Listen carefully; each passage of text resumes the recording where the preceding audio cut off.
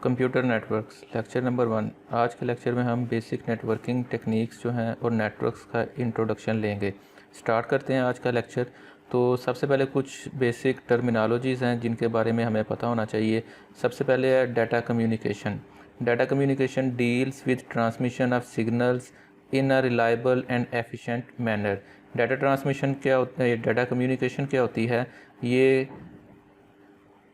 Transmission of signals है, ठीक है, from one place to another, जो बेसिकली इसकी जो डेफिनेशन है। और आगे जो चीज़ यहाँ पे मेंशन की गई है that is reliable and efficient manner. सिर्फ ये कि डाटा को ट्रांसमिट करना यही पर्पस नहीं होता, बल्कि उसको एफिशिएंट वे में ट्रांसमिट करना भी पर्पस होता है।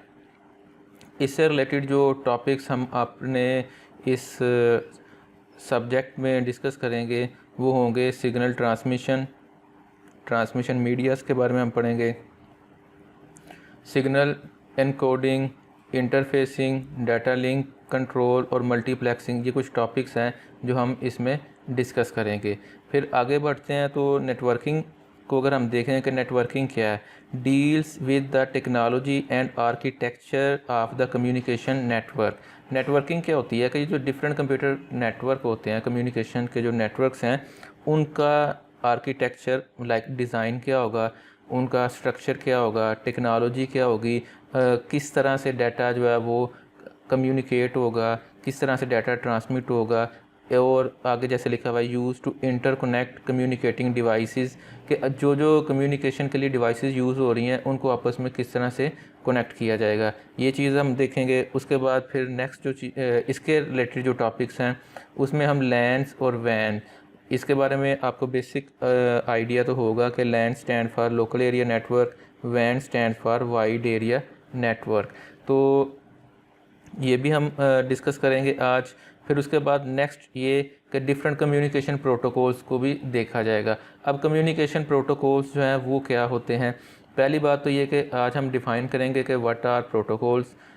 इसके बारे में थोड़ा बहुत आपको शायद आइडिया हो भी। ये बेसिकली रूल्स होते हैं टू कम्युनिकेट, ठीक। फिर हम देखेंगे कि डिफरेंट प्रोटोकॉल्स का आर्किटेक्चर क्या है, उनका हम जो है वो थोड़ा सा एनालिसिस करेंगे और उनको आपस में कंपेयर भी करेंगे। लाइक इसमें हम TCP IP प्रोटोकॉल, मैं आपको साथ बता देता हूँ कि हम क्या आज देखने वाले हैं कि TCP IP प्रोटोकॉल क्या होता है। OSI मॉडल को भी देखेंगे। ये दोनों कम्युनिकेशन के आप कह लें स्टैंडर्ड्स हैं या वे ऑफ कम्युनिकेशन है।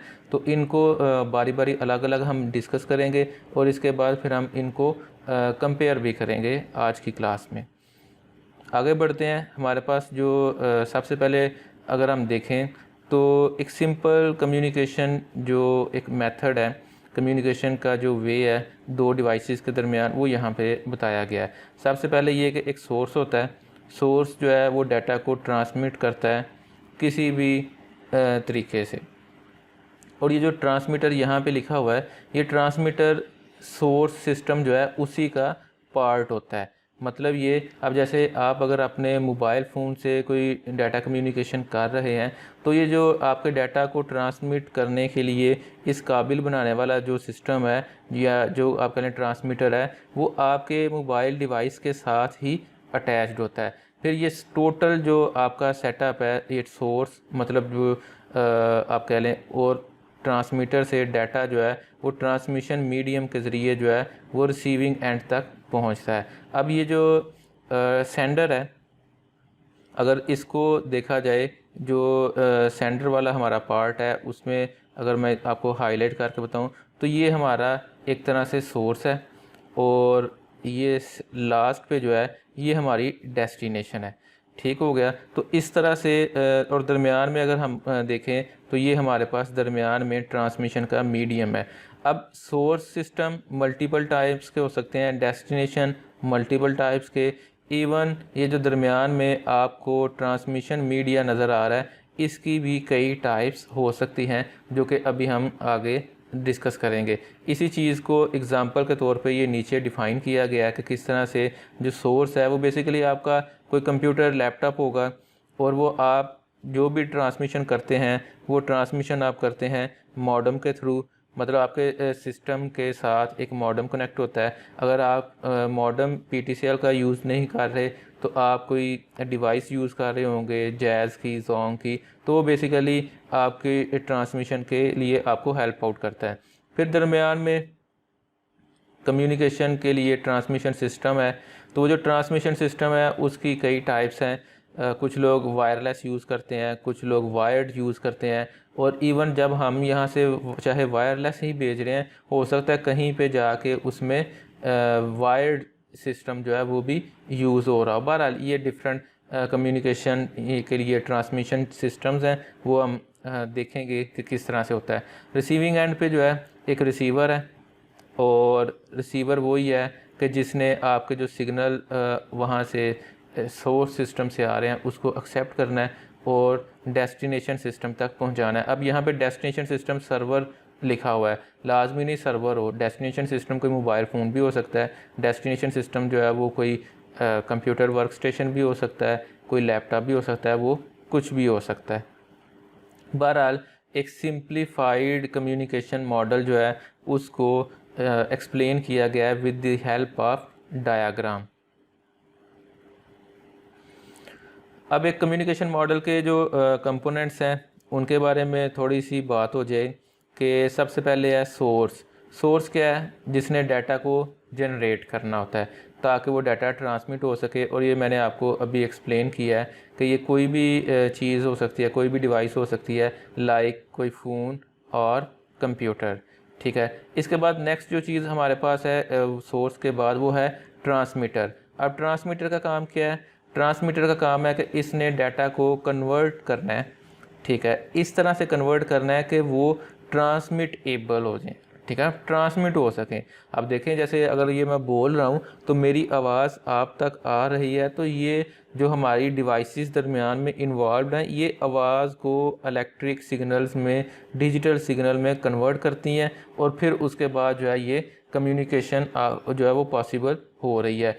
और इसके बारे में थोड़ा बहुत आपको आइडिया होगा कि इनकोडिंग होती है, जो हमारा डाटा होता है इसको इनकोड किया जाता है ताकि ये ट्रांसमिट हो सके इलेक्ट्रोमैग्नेटिक सिग्नल्स के थ्रू। ये जो हम यूज़ कर रहे हैं सिग्नल्स, ये इलेक्ट्रोमैग्नेटिक सिग्नल्स हैं।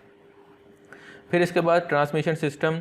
ट्रांसमिशन सिस्टम वो सिस्टम जिसकी मदद से जो है वो आप ट्रांसमिशन को मेक श्योर करते हैं या ट्रांसमिशन जो है वो पॉसिबल बनाते हैं। अगर देखा जाए तो इसमें मल्टीपल ये पहली बात तो ये कि इसकी एक्सप्लेनेशन क्या है कि कैरीज डाटा। इसका काम क्या होता है? डाटा को कैरी करना। और अगर इसकी एग्जांपल देखें, डिफरेंट ट्रांसमिशन लाइंस, आप PTCL यूज़ कर रहे हैं, हो सकता है आप जैज़, सॉन्ग वगैरह की वो यूज़ कर रहे हो, या कोई भी कम्प्लेक्स नेटवर्क भी जो है वो इसमें इंक्लूड हो सकता है।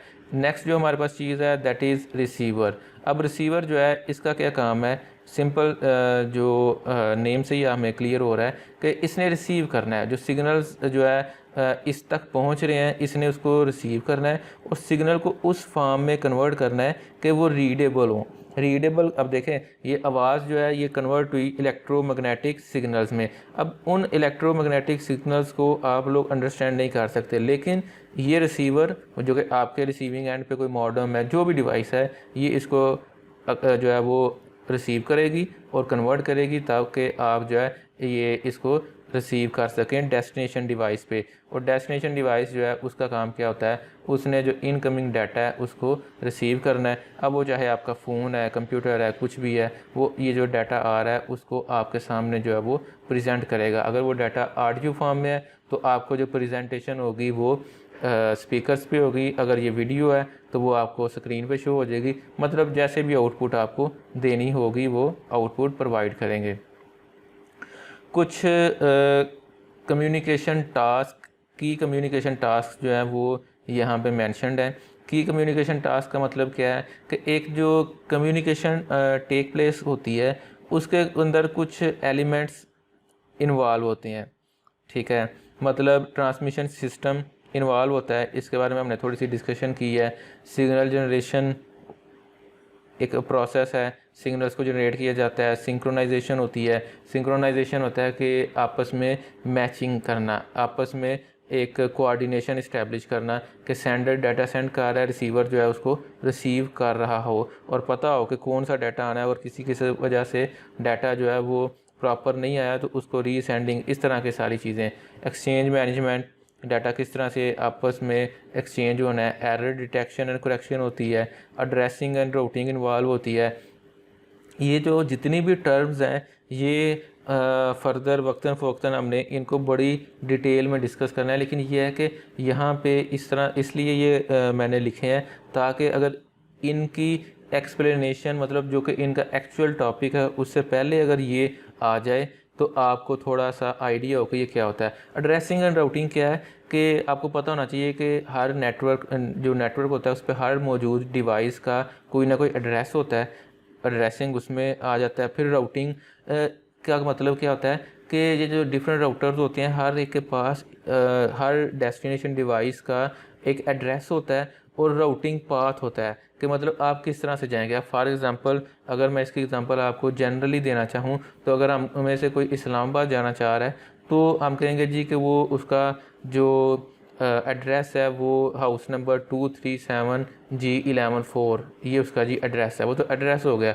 रूट क्या होता है, आप बताएंगे जी आप यहाँ से वज़ीराबाद जाएं, देन आप जो है वो गुजरात जाएंगे, वहाँ से आप रावलपिंडी की रोड पे रहेंगे, वहाँ से आप इस्लामाबाद टर्न लेंगे, ये रूट है। तो नेटवर्क पे भी ना रूट होता है, जो राउटर जो है वो सारा बताता है कि कौन सी डिवाइस कहाँ पे अटैच्ड है, कहाँ से कनेक्टेड है और किस तरह से उसको करना है। फिर रिकवरी डाटा जो भी ट्रांसमिशन होती है, अगर उसमें किसी किस्म का एरर आ जाए उसको दोबारा से रिकवर करना, मैसेज अगर करप्ट हो जाए, मैसेज फॉर्मेटिंग, ये एक ऐसी टेक्निक है जिसमें ये चीज़ देखी जाती है कि जो मैसेज आप सेंड कर रहे हैं उसका फॉर्मेट क्या होगा, स्ट्रक्चर क्या होगा। डिफरेंट प्रोटोकॉल्स में या डिफरेंट टाइप्स ऑफ नेटवर्क्स जो होते हैं उसमें मैसेज सेंडिंग का फॉर्मेट एक अलग से होता है।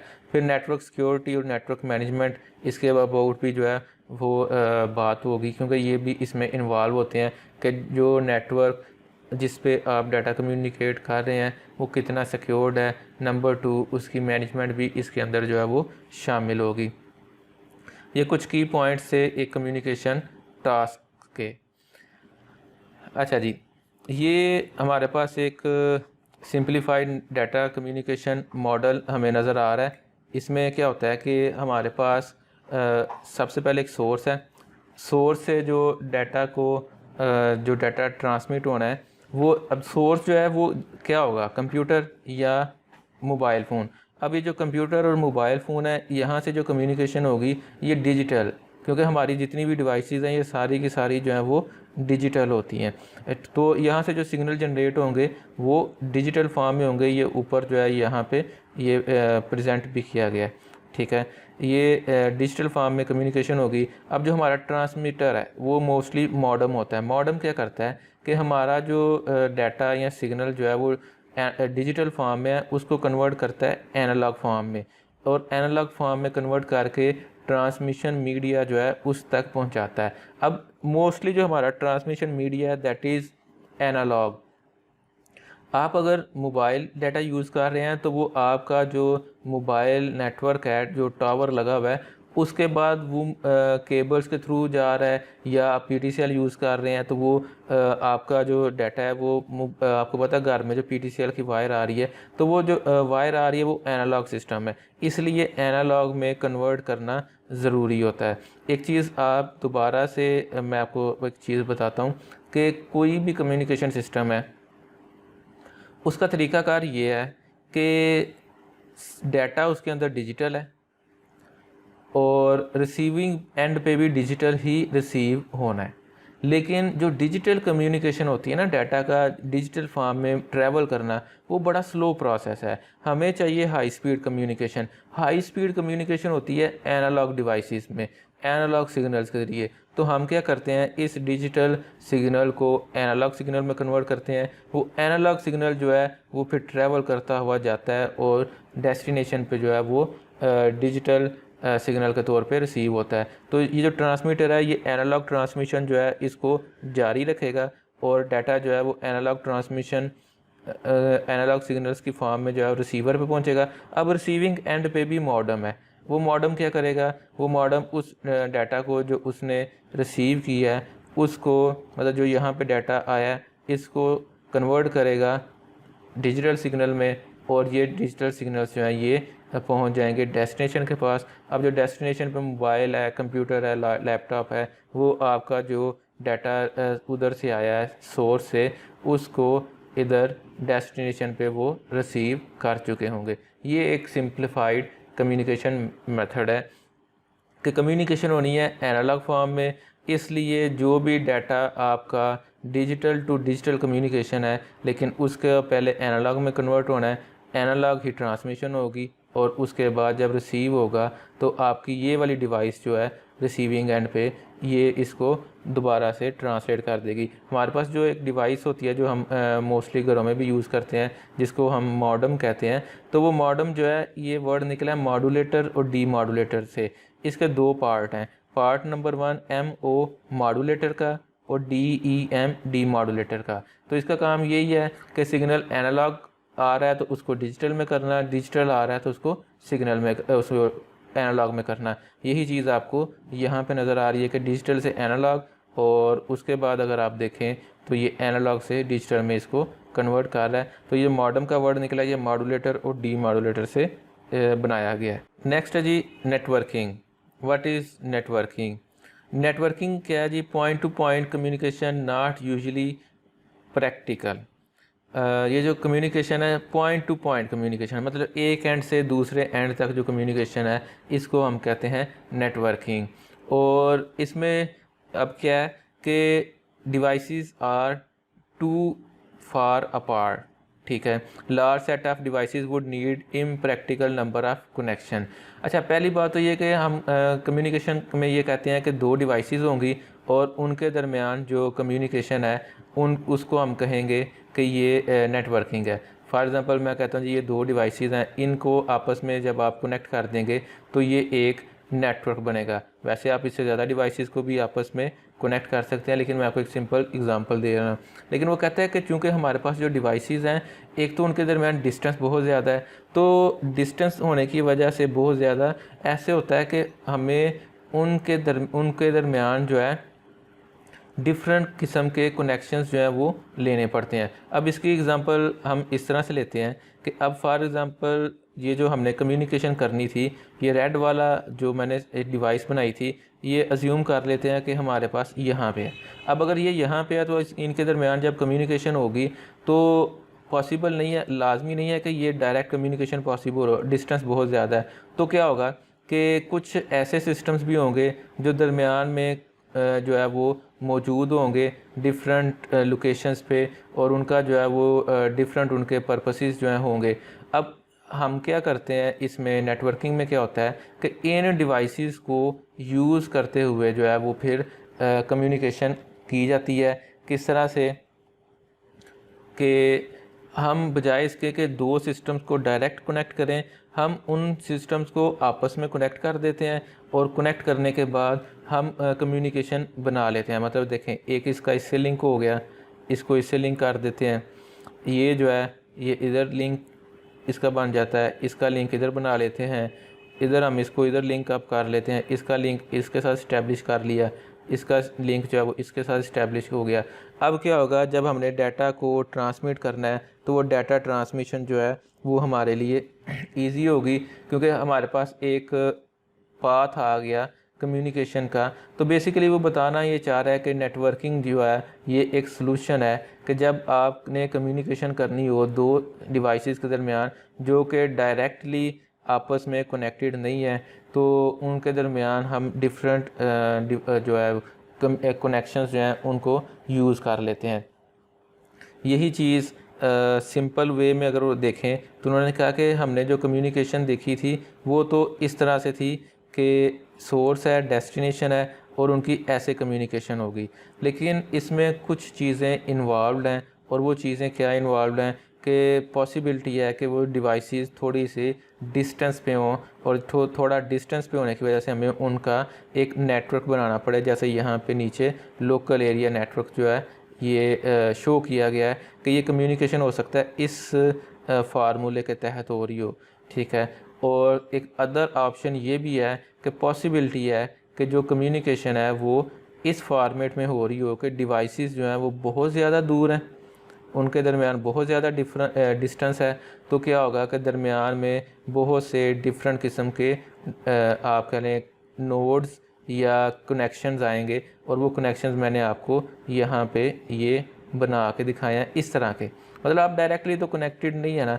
इसी तरह से अगर आप इसकी मैं आपको एग्ज़ाम्पल बताता हूँ कि अगर आप करना चाह रहे हैं चेक कि आप जब कम्युनिकेशन कर रहे हैं कोई भी, सपोज़ आप फेसबुक ओपन करना चाह रहे हैं या गूगल या youtube.com ओपन करना चाह रहे हैं, आप कमांड प्रॉम्प्ट ओपन करें, या जो विंडोज़ का होता है ना शॉर्टकट में अगर आपको बताऊं, विंडोज़ का जो की है कीबोर्ड से और आर प्रेस करें, इससे क्या होगा कि रन ओपन होगा।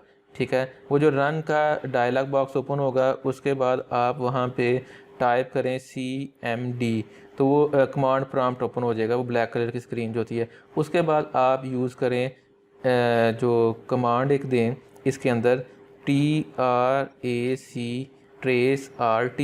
और उसके बाद जो वेबसाइट आप चेक करना चाह रहे हैं लाइक google.com, आप वो वेबसाइट लिख के एंटर प्रेस करें।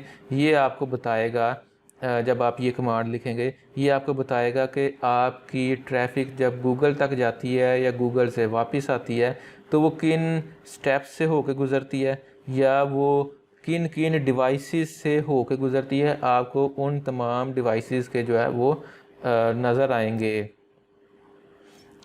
पाथ नज़र आएगा कि हमारी ट्रैफिक जो है इस वक्त कहाँ से कहाँ तक जो है वो मूव कर रही है। बहरहाल ये एक अलग से चीज़ थी आपकी समझ लें नॉलेज के लिए, इसको आप देख लीजिएगा। ट्रेस RT स्पेस दे के कोई भी आप वेबसाइट जो है वो आपको बल्कि ये भी पता चल जाएगा कि ये जो वेब सर्वर जो आपको रिस्पॉन्ड कर रहा है ये किस लोकेशन पे है, क्योंकि मोस्ट सम टाइम ऐसे होता है कि वो जो हमें पाथ नज़र आता है या डिफरेंट डिवाइसेस जो हमारे पाथ में आ रही हैं उनको जब शो किया जाता है तो उनके साथ कोई लोकेशन का नेम भी जो है वो लिखा हुआ होता है। तो ये हमारे पास जो है वो नेटवर्किंग की कुछ बेसिक्स थी। नेक्स्ट अगर हम देखें तो अब ये जो दो टाइप्स हैं नेटवर्क्स की, इसको वो थोड़ा सा हम एक्सप्लेन कर लेते हैं। इसके बारे में आपको वैसे नॉलेज है, लेकिन फिर इसको देख लेते हैं कि वाइड एरिया नेटवर्क जो है लार्ज जियोग्राफिकल एरिया होता है। पहली बात तो ये large geographical area, very large scale जो है वो ये नेटवर्क होता है। क्रॉसिंग पब्लिक राइट्स ऑफ वे, ठीक है। इसको अगर आप इस तरह से देख लें कि लॉन्ग डिस्टेंस जितनी भी कम्युनिकेशन है वो इसकी मदद से हो सकती है। फिर उसके बाद है जी rely in part on common carrier circuit. अब ये एक टेक्निक है common carrier circuit data communication की। मतलब ये कि एक इसमें तरीक़ाकार ये अडॉप्ट किया जाता है कि एक कॉमन कैरियर होगा जिसके मतलब एक कॉमन नेटवर्क सा बनाया जाता है, या कैरियर। मैं आपको इसकी एग्जांपल दे लूँ कि जी हमारी जितनी भी मेन वायर जहाँ से कम्युनिकेशन होगी दैट विल बी एनालॉग, तो वो एक कॉमन कैरियर जो है उसके ज़रिए जो है फिर ये कम्युनिकेशन की जाती है। अब ये लेटेस्ट जो हमारे पास वाइड एरिया नेटवर्क में टेक्नोलॉजीज़ यूज़ होती हैं वो दो टेक्नोलॉजीज़ हैं जो हम यूज़ करते हैं। एक है पैकेट स्विचिंग और एक है सर्किट स्विचिंग। ये दो टेक्निक्स हैं जो बेसिकली लॉन्ग या लार्ज एरिया पे, ठीक है, वाइड एरिया पे डाटा को कम्युनिकेट करवाने के लिए हमें हेल्प आउट करती हैं। अब ये सर्किट स्विचिंग क्या होती है? Dedicated communication path established for the duration of conversation. कि कोई एक कम्युनिकेशन हो रही है तो उस कम्युनिकेशन के लिए एक डेडिकेटेड पाथ जो है वो डिफ़ाइन कर ली जाता है। डेडिकेटेड पाथ का मतलब क्या है? एक फ़िक्स लाइन जिनमें कोई और कम्युनिकेशन नहीं होगी, इसे कहते हैं डेडिकेटेड आप कह लें कम्युनिकेशन पाथ। और इसकी सबसे बेस्ट एग्जांपल है टेलीफोन नेटवर्क। अब जब आप टेलीफोन नेटवर्क पे किसी से बात कर रहे होते हैं तो वो आपका और जो डेस्टिनेशन जो होती है आपका डिवाइस, उसके दरमियान एक डेडिकेटेड लिंक है। ऐसे नहीं होता कि आप कॉल कर रहे हैं और वो कॉल उस लाइन से किसी और कॉल का भी डाटा जा रहा है, अगर ऐसा हो तो फिर कॉल्स आपस में मिक्स हो जाएं और आपको किसी दूसरे की आवाज़ जो है वो भी आना शुरू हो जाए। तो ऐसे नहीं होता। सर्किट स्विचिंग ऐसी टेक्निक है जिसमें डेडिकेटेड कम्युनिकेशन पास जो है वो होते हैं। फिर इसके बाद पैकेट स्विचिंग में क्या है, अब ये गलती से डेट लिखा हुआ है, data are sent out in sequence of packets, each packet passes through the network along with some path used for terminal to computer और कंप्यूटर टू कंप्यूटर कम्युनिकेशन। अब ये इसकी एग्जांपल की ये जो यहाँ पे लिखा हुआ है, पहली बात तो ये कि पैकेट स्विचिंग में क्या होता है कि डाटा जो है उसको कन्वर्ट किया जाता है छोटे छोटे पैकेट्स में। ठीक है, वो जो पैकेट्स आप बनाते हैं, आप इसकी आपके पास फॉर एग्जांपल ये डाटा है, आपको पता है डाटा जो है उसकी कम्युनिकेशन होनी है ये बाइनरी फॉर्म में, ये आपके पास डाटा है, इसके पैकेट्स बन जाएंगे। पैकेट्स कैसे बनते हैं कि आप जो आपका जो नेटवर्क होता है वो इसको छोटे छोटे हिस्सों में जो है वो डिवाइड कर लेता है कि इसके ये जो डिफरेंट पैकेट्स हैं वो बन गए। अब ये पैकेट्स क्या होते हैं कि इन पैकेट्स को कम्युनिकेट करने के लिए एक सीक्वेंस बनाई जाती है। मतलब क्या है कि डिफरेंट पाथ्स के थ्रू इसको भेजा जाता है। अगर ये आप पीछे जो डायग्राम है इसको देखें तो ये आपको डिफरेंट पाथ नज़र आ रहे हैं। मैं इसको हाईलाइट करता हूँ, आपको एक पाथ जो है वो यहाँ पे नज़र आ रहा है, ये रेड कलर में मैं ड्रॉ करने लगा हूँ। एक ये नज़र आ रहा है, इसी तरह से एक ये नज़र आ रहा है, फिर ये नज़र आ रहा है, इसी तरह से ये भी एक पाथ बना हुआ है। एक ये पाथ का मतलब है जहाँ से कम्युनिकेशन जो है वो पॉसिबल है। तो होता क्या है कि अगर आपको ये जो नज़र आ रहे हैं ऊपर डाटा के पैकेट्स, तो इन पैकेट्स को मतलब जैसे पहले रेड वाला है तो इस रेड वाले पैकेट को हो सकता है कि इस कम्युनिकेशन चैनल जो है यहाँ पे ये कम्युनिकेशन चैनल ये वाला यूज़ करके यहाँ से और फिर इसके बाद ये यूज़ किया जाए। ठीक है, और जो उसके बाद येलो वाला है इसको मैं अगर ड्रॉ करूँ उसके लिए हो सकता है कि पाथ यहाँ से पाथ ये, फिर ये वाला, फिर ये वाला और फिर ये वाला। मतलब कहने का ये कि पैकेट स्विचिंग में जो डिफरेंट हमारे पास कनेक्शन के पाथ होते हैं उनको यूज़ करते हुए डाटा को कम्युनिकेट किया जाता है। ये जस्ट इंट्रोडक्शन के लिए था। फर्दर जो है वो आप नेक्स्ट जो टॉपिक्स आएंगे पैकेट स्विचिंग, सर्किट स्विचिंग का, वहाँ पे इसको आप देख लेंगे। सिर्फ ये है कि आपको थोड़ा सा आइडिया देना था कि वाइड एरिया नेटवर्क पे कम्युनिकेशन जो है वो किस तरह से होती है। लार्ज एरिया ये जो लोकल एरिया नेटवर्क है स्मॉल एरिया पे होता है, स्कोप इसका बहुत कम होता है। किसी एक बिल्डिंग, ऑफिस का, किसी कंप्यूटर लैब का, किसी एक आप कह लें स्मॉल ऑर्गेनाइजेशन के अंदर जो नेटवर्क होता है उसे लोकल एरिया नेटवर्क कहते हैं। और यूजुअली ये प्राइवेट होता है। प्राइवेट का मतलब है किसी एक ऑर्गेनाइजेशन का अपना कोई नेटवर्क होता है, वो उन्होंने खुद से बनाया होता है कुछ डिवाइसेस को आपस में कनेक्ट करते हुए। डाटा कम्युनिकेशन बड़ी हाई स्पीड होती है। हाई स्पीड इसलिए होती है कि एक तो डिस्टेंस कम होता है, नंबर 2 के दरमियान में जो आप कह लें कनेक्शन बनाने होते हैं, डिफरेंट पाथ यूज़ करने होते हैं, वो नहीं होते, तो वो डायरेक्ट आपस में कनेक्टेड होते हैं, तो वो हायर स्पीड से कम्युनिकेशन होती है। यूजुअली ब्रॉडकास्ट सिस्टम का मतलब क्या है कि डाटा जो है इसमें ब्रॉडकास्ट होता है। ब्रॉडकास्ट का मतलब कि एक मेन वायर होती है, उसके थ्रू जो है वो सारे का सारा जो है वो डाटा की कम्युनिकेशन जो है वो पॉसिबल होती है। ठीक है, इसकी एग्जांपल अगर हम देखें पिछली स्लाइड्स में तो वो यहाँ पे नज़र आ रही है कि एक मेन वायर है, ये आपको यहाँ पे नज़र आ रही है, उसके साथ ये 3 कंप्यूटर्स कनेक्टेड हैं। तो ये जो मेन वायर है ये बेसिकली आपकी डाटा बस है जिसको ईथरनेट बस भी कहा जाता है। Now some switched system, gigabyte ethernet switch and ATM का यहाँ पे मतलब है automatic transmission medium.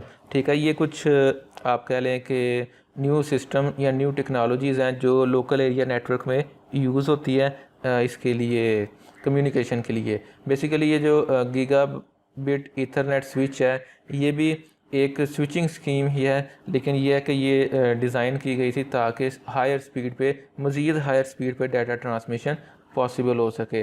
Further next class में आगे आने वाले लेक्चर्स में हम इसको डिस्कस करेंगे।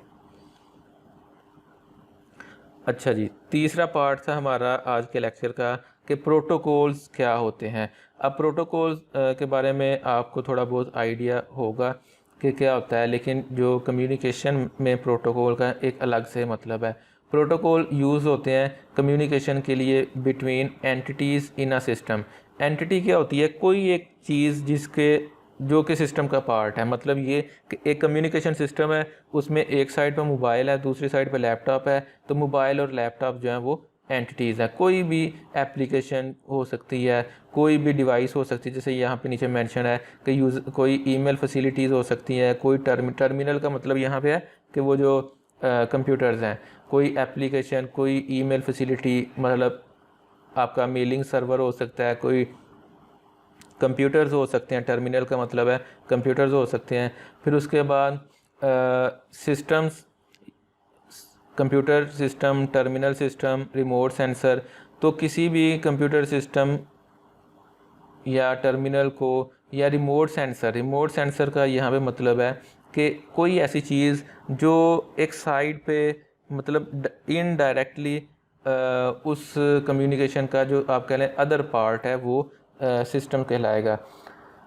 Must speak the same language. अच्छा, ये मेन एक पॉइंट है प्रोटोकॉल्स का कि देखें, दो डिवाइसेस हैं, उनके दरमियान कम्युनिकेशन होनी है, तो कम्युनिकेशन तभी हो सकती है जब सेम लैंग्वेज में वो बोलेंगे। अब जैसे मैं यहाँ से बोल रहा हूँ तो आपको इस बात की इसलिए समझ आ रही है कि हमारी लैंग्वेज जो है वो सेम है।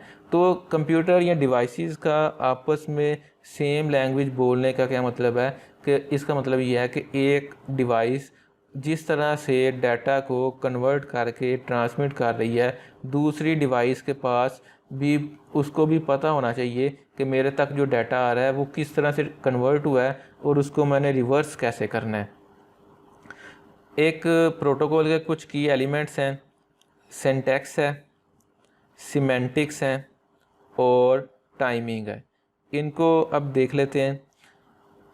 डाटा फॉर्मेट्स और सिग्नल लेवल, कि डाटा का फॉर्मेट क्या होगा, सिग्नल का लेवल क्या होगा, ये प्रोटोकॉल का सिंटैक्स कहलाता है। इसी तरह से सिमेंटिक्स होते हैं कुछ रूल्स कि मतलब data control information, error handling. अब कंट्रोल इंफॉर्मेशन का मतलब क्या है कि डाटा को मैनेज करना, कंट्रोल करना, कब कौन सा पैकेट भेजना है, कौन सा पैकेट नहीं भेजना, क्या तरतीब होगी, अगर किसी किस्म का कोई एरर आ जाए तो वो किस तरह से हैंडल करना है। ये बेसिकली सिमेंटिक्स होते हैं। टाइमिंग का मतलब है कि स्पीड, मैचिंग, सीक्वेंसिंग। अब ये जो चीज़ यहाँ पे हमने देखी है कि ये की एलिमेंट्स ऑफ अ प्रोटोकॉल, इसको गौर करें कि ये कहना क्या चाह रहा है। वो कहना ये चाह रहा है कि जब हम कहते हैं ना कि हमने एक प्रोटोकॉल डिफ़ाइन किया है, तो डिफ़ाइन करने का मतलब ये है कि आप ये बताते हैं कि हमारा सिंटैक्स क्या होगा। सिंटैक्स मीन कि डाटा किस तरह से उसका फॉर्मेट क्या होगा, सिग्नल कैसे होंगे, किस स्पीड से जाएंगे, ये सिंटैक्स होगा। फिर सिमेंटिक्स हम बताएंगे कि रूल्स क्या हैं, कि डाटा जब हम भेजेंगे पहले उनको नंबरिंग करेंगे। कैसे पता चलेगा कि ये पैकेट पहले आना है, फिर ये दूसरे नंबर पे आना है, ये तीसरे नंबर पे आना है, या ये कैसे पता चलेगा कि कौन सा जो पैकेट है वो एरर फ्री आया है। ये सारी चीज़ें जो है ये भी हम डिफ़ाइन करते हैं। और फिर हम ये भी बताते हैं कि जो हमारी डाटा ट्रांसमिशन होगी उसकी स्पीड क्या होगी, सीक्वेंसिंग क्या होगी। ये वाला पार्ट टाइमिंग में आएगा। बेसिकली एक प्रोटोकॉल जो होता है या कोई भी प्रोटोकॉल है, उसमें ये जो तीन फैक्टर्स हैं ये एक्सप्लेन किए जाते हैं या ये डिफ़ाइन करने की कोशिश की जाती है कि हमें पता चल सके कि हमारी कम्युनिकेशन जो है वो किस तरह से होगी। अब इसमें हमारे पास जो प्रोटोकॉल्स हैं इनका आर्किटेक्चर देखें कि किस तरह से प्रोटोकॉल्स जो है वो आपस में काम करते हैं। तो प्रोटोकॉल यहाँ पे तीन प्रोटोकॉल्स हैं। एक 3 लेयर मॉडल है, एक TCP/IP प्रोटोकॉल है, एक OSI मॉडल है। अब इसमें अगर आप देखें तो हम TCP/IP और OSI मॉडल जो है इसको डिस्कस करेंगे, क्योंकि ये आजकल जो ज़्यादा कॉमन है या ज़्यादा यूज़ हो रहे हैं। TCP/IP protocol. अब ये जो TCP/IP प्रोटोकॉल है ये डेवलप किया गया था US defence advance research project agency, जिसको डारपा कहा जाता है। इनका एक नेटवर्क था ARPANET, और ARPANET जो है ये सबसे पहले जो एक समझ लें कि नेटवर्क डिज़ाइन किया गया वो ARPANET था। और ARPANET जो है उसको आप कह लें कि मैनेज करने के लिए एक प्रोटोकॉल डिज़ाइन किया गया defence advance research project agency के तरफ से, जिसको TCP/IP प्रोटोकॉल कहते हैं। और आज के दौर में ये ग्लोबली यूज़ हो रहा है, मतलब हर जगह इंटरनेट के लिए जो है वो TCP/IP ही यूज़ हो रहा है। इसका कोई ऑफिशियल मॉडल नहीं है कि आप कहें कि किस तरह से हम इसको डिफ़ाइन कर सकते हैं, लेकिन ये काफ़ी हद तक इफ़ेक्टिव और वर्किंग जो एक मॉडल है, इसलिए ये यूज़ हो रहा है। इसकी कुछ लेयर्स हैं। सबसे पहले इसमें एप्लीकेशन लेयर है। उसके बाद एप्लीकेशन लेयर को अगर डिस्कस करें तो लिखा हुआ है logic needed to support various user application. User को डिफरेंट एप्लीकेशन यूज़ करने के लिए जो लॉजिक या जो भी असिस्टेंस चाहिए होती है वो ये प्रोवाइड करती है। होस्ट टू होस्ट और ट्रांसपोर्ट लेयर।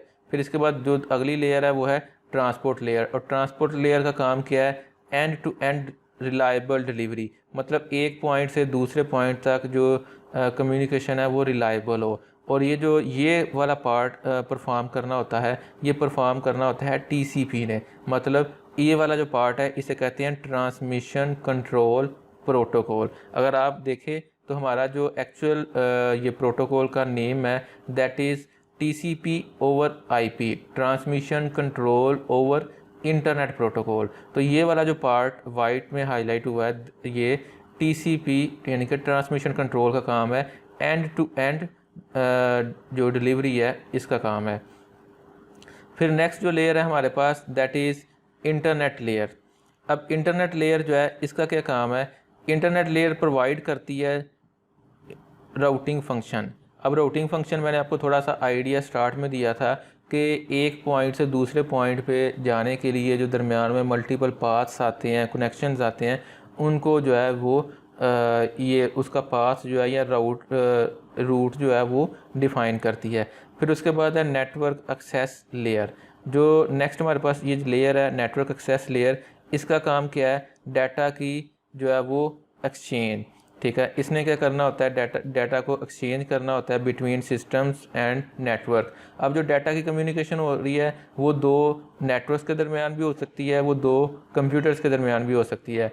अब दो नेटवर्क्स के दरमियान कैसे होगी? जब आप वाइड एरिया नेटवर्क पे काम कर रहे हैं। और दो सिंपल कंप्यूटर्स के दरमियान कब होगी? जब आप कह लें कि दो सिस्टम्स के दरमियान कम्युनिकेशन कर रहे हैं।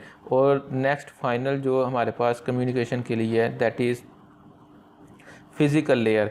अब जो फ़िज़िकल लेयर है, फ़िज़िकल लेयर जो है ये बेसिकली इंटरफेस है जो कि डाटा ट्रांसमिशन करता है। और फ़िज़िकल लेयर में कौन सी चीज़ें इन्वॉल्व हैं? वो तमाम चीज़ें, वो केबल्स हैं, वो डिवाइसेस हैं, वो कोई ट्रांसमिशन मीडिया है, जो कुछ भी है जिसकी मदद से कम्युनिकेशन हो रही है वो फ़िज़िकल लेयर में आएंगी। ये इसमें अगर आप देखें तो आपके पास ये जो पार्ट है ये TCP का होता है, और ये वाला पार्ट जो है ये IP यानी कि इंटरनेट प्रोटोकॉल वाला पार्ट होता है। और ये कंबाइन फॉर्म में TCP/IP प्रोटोकॉल जो है वो कहलाता है।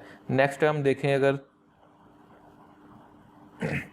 तो ये कम्युनिकेशन जो सिस्टम हमने पढ़ा था वो उसको एक्सप्लेन किया गया है यूजिंग TCP/IP के एक डेस्टिनेशन सिस्टम है, एक सोर्स सिस्टम है। तो आप कोई भी मैसेज फॉर एग्ज़ाम्पल टाइप करते हैं तो वो जो आपने मैसेज टाइप किया है वो आपकी एप्लीकेशन लेयर से जाता है, और TCP मतलब जो है मतलब ट्रांसमिशन कंट्रोल प्रोटोकॉल वो उसको ट्रांसमिशन को पॉसिबल बनाता है। इंटरनेट प्रोटोकॉल जो है वो राउटिंग, पाथ, एड्रेसिंग वगैरह जो है वो वाला काम करता है। नेटवर्क एक्सेस लेयर जो है वो नेटवर्क की एक्सेसिबिलिटी को मेक श्योर करती है। और फिज़िकल लेयर के ज़रिए जो है कम्युनिकेशन पॉसिबल होती है एक पॉइंट से दूसरे पॉइंट। अब फिज़िकल लेयर से फिज़िकल लेयर तक डाटा जाता है अगले सिस्टम की, वहाँ से डाटा जो है फिज़िकल लेयर अपनी network access layer IP, TCP/IP, TCP और फिर एप्लीकेशन लेयर तक पहुँचता है। और यहाँ पे जो है वो फिर हमें मैसेज जो है वो रिसीव हो जाता है। तो ये एक वे ऑफ कम्युनिकेशन है यूजिंग TCP/IP आर्किटेक्चर। उस मॉडल को यूज़ करते हुए इस तरह से कम्युनिकेशन की जाती है। नेक्स्ट है जी OSI मॉडल। लास्ट आज जो टॉपिक हम डिस्कस करेंगे this is OSI model. OSI model stands for open system interconnection, a framework for developing protocol standards. ये जो OSI है, ओपन सिस्टम इंटरकनेक्शन, ये एक ऐसा फ्रेमवर्क या मॉडल है जो दो सिस्टम्स के दरमियान कम्युनिकेशन के लिए डिज़ाइन किया गया। और डिज़ाइन किसने किया? ISO ने। ISO एक ऑर्गेनाइजेशन है, इंटरनेशनल स्टैंडर्ड ऑर्गेनाइजेशन, जिसका काम होता है डिफरेंट स्टैंडर्ड्स को डिफ़ाइन करना। तो इन्होंने एक स्टैंडर्ड डिफ़ाइन किया जिसका नाम रखा OSI, जो कि आप कह लें कि दो सिस्टम्स के दरमियान कम्युनिकेशन को पॉसिबल करने के या कम्युनिकेशन करने का एक मुनज़्ज़म रूल है। अब इसमें 7 लेयर्स होती हैं। ये एंड पे लिखा हुआ है TCP/IP is de facto standard. अब ये दो तरह के हमारे पास स्टैंडर्ड्स होते हैं, एक डी फैक्टो और एक डी ज्योर। डी फैक्टो और डी ज्योर। अब ये जो डी ज्योर होता है और एक डी फैक्टो ये होता है कि जो बाकायदा कोई रूल या कोई लॉ नहीं होता, लेकिन वो कुछ ऐसे प्रिंसिपल्स होते हैं, मतलब पहले से डिफ़ाइंड नहीं होते लेकिन वो बाद में सिस्टम का हिस्सा बन जाते हैं। मतलब फॉर एग्ज़ाम्पल, इसकी एग्ज़ाम्पल हम ये ले लें कि सपोज़ कोई स्टूडेंट्स जो हैं, हमने ये बैन लगाया हुआ है कि जी आप मोबाइल फ़ोन जो है वो यूज़ नहीं कर सकते। अब मोबाइल फ़ोन जो बैन किया हुआ है ये बेसिकली डी ज्योर, मतलब एक प्री डिफाइंड एक स्टैंडर्ड है, ठीक है। डी फैक्टो क्या है कि इन फ्यूचर हम ये देखते हैं कि मोबाइल फ़ोन तो हमने अलाउ किए हुए हैं, लेकिन कुछ स्टूडेंट्स जो हैं उनके पास फॉर एग्ज़ाम्पल लैपटॉप्स हैं, वो तो हम मोबाइल फ़ोन तो हमने बैन किए हुए हैं, लेकिन हमें फ़ील होता है कि लैपटॉप्स जो हैं उसको भी सोशल मीडिया के इस्तेमाल के लिए यूज़ किया जा रहा है, लिहाजा इसको भी बैन कर देते हैं। तो वो फिर हम वो भी अपने सिस्टम का हिस्सा बना लेंगे जी कि आप लैपटॉप यूज़ नहीं कर सकते। अब ये जो रूल बना है ये डी फैक्टो है। तो TCP/IP जो है वो डी फैक्टो है। मतलब क्या है कि जहाँ जहाँ पे जो ज़रूरत पड़ती जा रही थी वो चीज़ें इसमें इन्वॉल्व की गई, इसमें ऐड की गई। जबकि जो OSI मॉडल है, OSI मॉडल डी फैक्टो नहीं है, बल्कि इसके सारे रूल्स रेगुलेशन जो हैं वो पहले से प्री डिफाइंड है। तो अब हम देख लेते हैं कि OSI मॉडल जो है ये क्या होता है।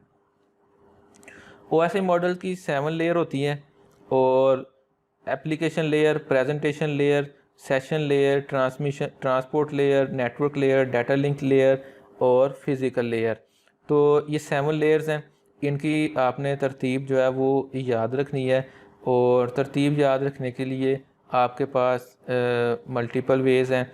आप इसको इस सेंटेंस के ज़रिए जो है वो याद रख सकते हैं कि इनकी सीक्वेंस को अगर याद रखना हो, please do not take spicy pizza away. अगर आप इस स्टेटमेंट को याद रखें तो आपकी ये जो सीक्वेंस है इसकी OSI मॉडल की, OSI लेयर्स की, ये आपको याद रहेगी। क्योंकि सबसे नीचे P से physical, please do not take spicy pizza away, ठीक है, इस तरह से। बहरहाल ये हमारे पास जो है वो OSI जो लेयर्स हैं उनके अबाउट था कि इसको आप किस तरह से जो है वो याद रख सकते हैं। अब इसको देख लेते हैं कि ये होती क्या है। सबसे पहले है एप्लीकेशन लेयर। एप्लीकेशन लेयर, इसका काम क्या है कि जितनी भी आपकी एप्लीकेशंस होती हैं आपके सिस्टम में, वो कोई वेब ब्राउज़र है, कोई ईमेल ट्रांसफ़र करने, फ़ाइल ट्रांसफ़र है, कोई ईमेल वाला कोई एप्लीकेशन है, या यूट्यूब पे अगर आप इस वक्त ये लेक्चर सुन रहे हैं तो यूट्यूब एप्लीकेशन जो है, मतलब डिफरेंट एप्लीकेशन जो होती हैं उनको हैंडल करना या उनको मैनेज करना इसका काम होता है। प्रेजेंटेशन लेयर का काम क्या होता है? इसका काम होता है कि ये जो डाटा है इसको प्रेजेंटेबल बनाना। प्रेजेंटेबल बनाने का मतलब क्या है कि अब देखें दो डिफरेंट नेटवर्क्स पे दो लोग बैठे हुए हैं, दो डिफरेंट डिवाइसेस हैं, तो उन दो डिफरेंट डिवाइसेस के दरमियान जब डाटा कम्युनिकेशन होगी तो वो ज़ाहिर है डाटा, अब जो मोबाइल से डाटा ट्रांसमिट होगा तो वो कन्वर्ट होगा पहले, और वो कन्वर्ट होगा मोबाइल के लिहाज से, अपने लिहाज से, और इसी तरह से जब वो रिसीव होगा उसके ऊपर किसी कंप्यूटर के ऊपर, तो उसको कंप्यूटर को अपने लिहाज से चाहिए। तो अब वो जो डाटा है उसको किस डिवाइस पे किस लिहाज से प्रेजेंट करना है, ये काम जो है प्रेजेंटेशन लेयर का होता है। ये जो हम पढ़ते आए हैं, सुनते आए हैं कि डाटा कम्युनिकेशन में इनकोडिंग डिकोडिंग होती है, वो जो इनकोडिंग डिकोडिंग होती है वो इसी लेयर का काम होता है। फिर उसके बाद नेक्स्ट है जी सेशन लेयर। सेशन लेयर का काम क्या है? इसका काम होता है सेशन को इस्टेब्लिश रखना। सेशन को इस्टेब्लिश रखने का क्या मतलब है कि जब दो डिवाइसेस के दरमियान कम्युनिकेशन होती है तो ये इसका काम होता है कि कंटिन्यूसली चेक रखना कि वो डाटा कम्युनिकेशन, जो डाटा की सेंडिंग और रिसीविंग का प्रोसेस है, वो डिस्कनेक्ट तो नहीं हो रहा, ठीक है, जो प्रॉपरली ये जा रहे हैं एक दूसरे के साथ, जो है वो एक सिस्टम से दूसरे सिस्टम के दरमियान डाटा प्रॉपर जा रहा है, कोई एरर तो नहीं, कोई मतलब किसी वजह से वो आप कह लें कि कोई पैकेट लॉस हो गया, कोई इस तरह की चीज़ें भी इसमें चेक होती हैं। फिर उसके बाद नेक्स्ट है हमारे पास ट्रांसपोर्ट लेयर। ट्रांसपोर्ट लेयर का काम क्या है? End to end reliable delivery control. एक पॉइंट से दूसरे पॉइंट तक का जो कंट्रोल है ट्रांसमिशन का, वो सारे का सारा ट्रांसपोर्ट लेयर का काम है। और समझ लें कि इसने डाटा को मूव करवाना है एक जगह से दूसरी जगह पे। फिर नेक्स्ट जो हमारे पास लेयर है वो है नेटवर्क लेयर। और नेटवर्क लेयर का काम क्या है? Switching, routing, addressing. इसका काम होता है कि नेटवर्क कनेक्शंस जो हैं उनको क्रिएट करना, इस्टेब्लिश करना, मैनेज करना, मेंटेन करना, डिलीट करना, टर्मिनेट करना, ये नेटवर्क लेयर का काम है। फिर इसके बाद है data link layer. Data link layer जो है इसका काम होता है कि इंफॉर्मेशन की एक्यूरेसी और रिलायबिलिटी जो है उसको मैनेज करना। मतलब आप ये समझ लें कि जितना भी एरर कंट्रोल का काम होता है, ठीक है, वो इस लेयर पे होता है। जब हम डाटा लिंक लेयर को डिटेल से पढ़ेंगे वहाँ पे हम देखेंगे कि हमारे पास एरर कंट्रोलिंग के मल्टीपल मेथड्स हैं और वो सारे के सारे डाटा लिंक लेयर पे जो है वो अप्लाई होते हैं। फाइनल जो लेयर है हमारे पास वो है फिज़िकल लेयर। और फिज़िकल लेयर का काम क्या होता है कि जो ट्रांसमिशन आपका इंफ्रास्ट्रक्चर है, जो फिज़िकल एक्चुअल मीडियम है, वो कोई डिवाइस है, वो केबल्स हैं, वो राउटर मॉडेम जो भी है, ये उसके अबाउट सारी उसकी इंफॉर्मेशन डिटेल या उनकी वर्किंग का जो है मैकेनिज़्म वो इसमें होता है। तो इसको ये इसकी लेयर्स हैं। और अगर हम इसको कंपेयर करें कि TCP/IP को और OSI को, तो जो TCP/IP की एप्लीकेशन लेयर है वो वाला सारा काम जो है मतलब ये देखें OSI मॉडल की जो 3 लेयर काम कर रही है वो काम TCP/IP की एप्लीकेशन लेयर काम करती है, ठीक है।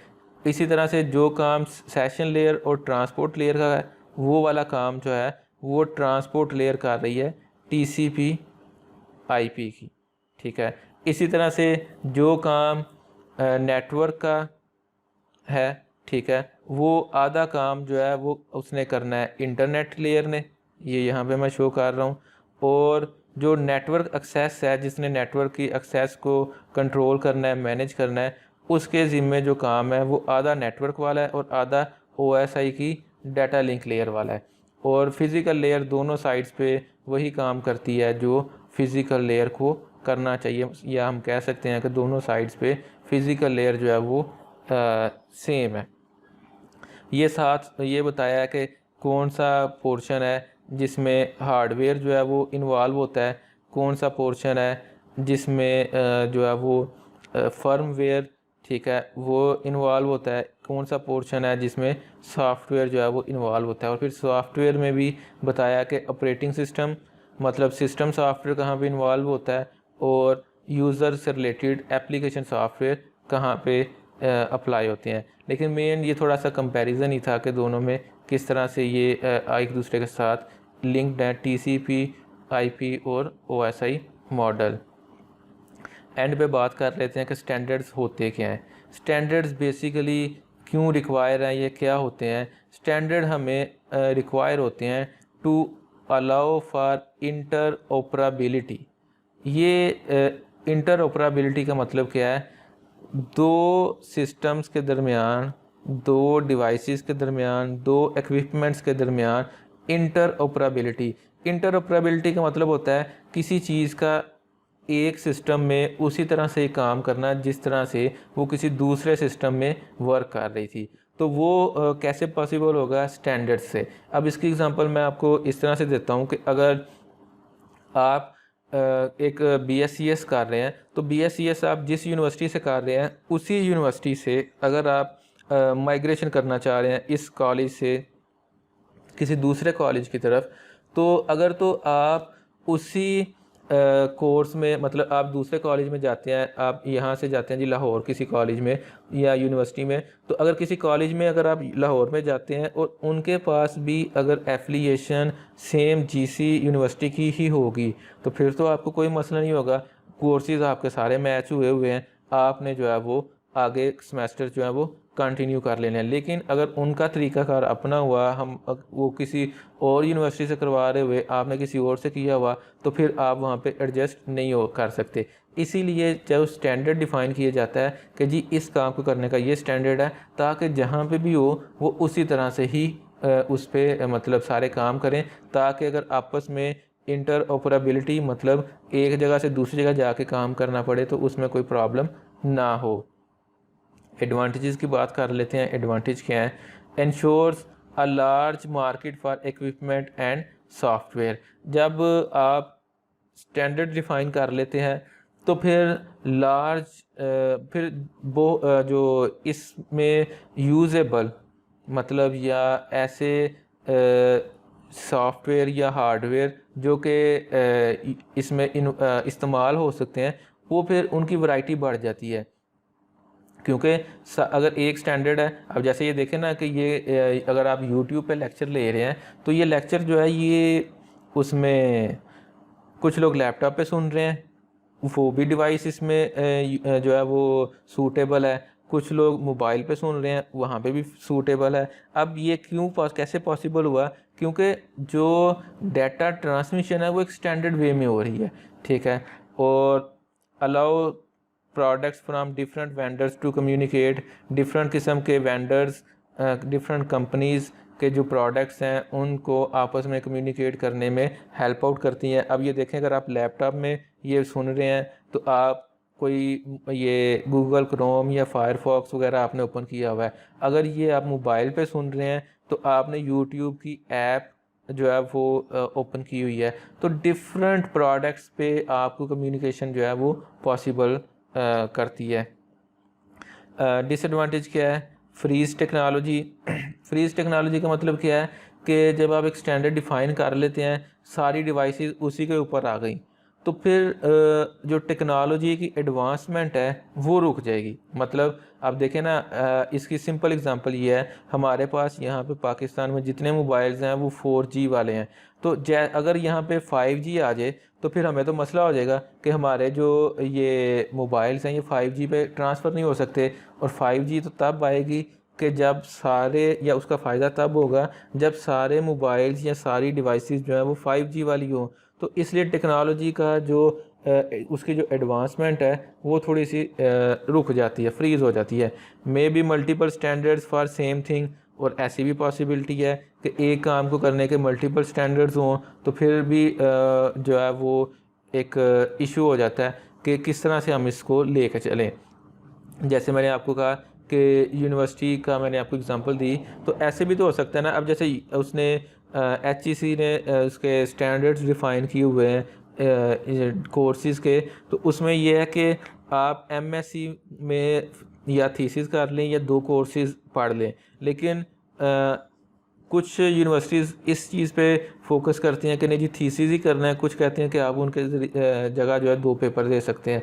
तो अब ये एक ही काम के 2 स्टैंडर्ड्स हैं और दोनों सही हैं, तो सम टाइम ये भी एक इशू हो सकता है कि अब देखें, आप यहाँ से पढ़ के 2 सेमेस्टर किसी दूसरी यूनिवर्सिटी में जाएं, तो आपका माइंड ये होगा कि यहाँ पे चूँकि 2 सेमेस्टर हो गए हैं, अगले 2 सेमेस्टर में मैंने अपने कोर्सेज़ पूरे करने हैं, थीसिस जगह जो है वो मैं 2 एक्स्ट्रा कोर्स पढ़ के तो क्लियर कर लूँ।